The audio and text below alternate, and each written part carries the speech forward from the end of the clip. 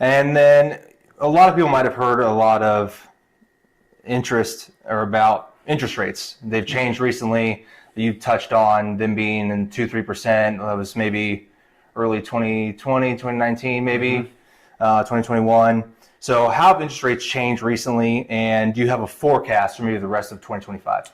So there's people a lot smarter than me that go out on a limb and actually make those forecasts and those projections.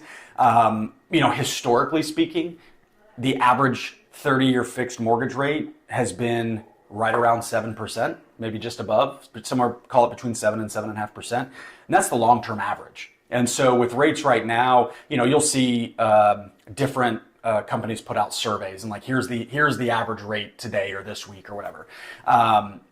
A lot of those, are showing anywhere right now high sixes to low sevens, but you have to consider and kind of take those with a grain of salt because they usually don't disclose if there's points paid.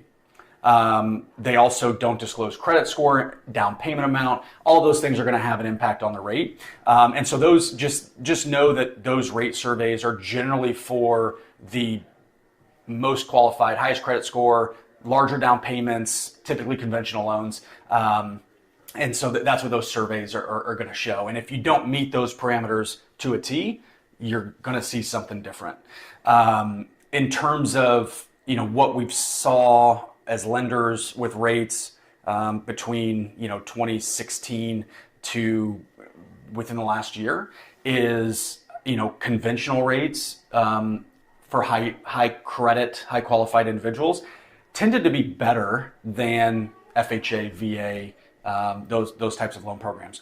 We're starting to see a spread again between the government insured loans versus conventional. So now in the past, it used to be somebody has good credit. We wouldn't even consider FHA, VA, USDA because conventional would give better terms. Now, somebody that's got a 720 credit score, they may see a 0.5% to 1% lower in rate on an FHA loan versus conventional.